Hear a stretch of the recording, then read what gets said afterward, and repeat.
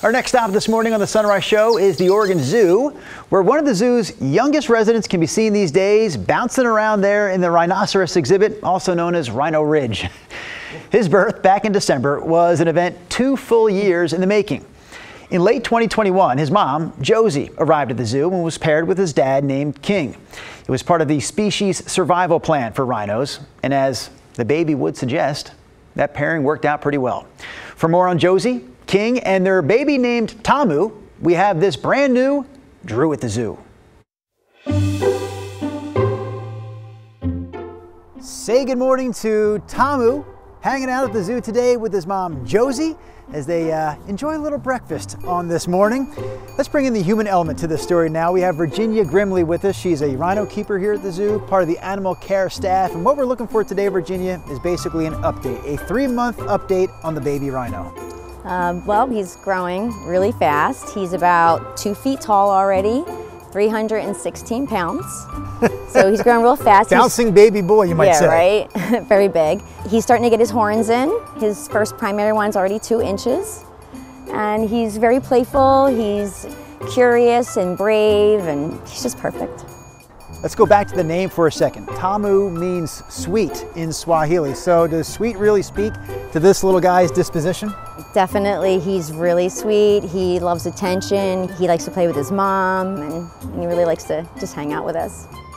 Let's focus back in on Jozi for a second, because I remember when she arrived here at the zoo 3 years ago.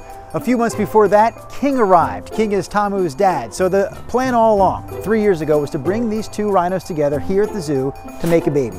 Obviously, it worked. Why did this pairing work out so well? Well, I think they were both really young and they have really great personalities, and King's pretty chill. So I just think it really came down to them and their personalities. I can also remember a time here at the zoo not too long ago when this whole area was really split in 2. Half of the spot was for rhinos, the other half was for hippos.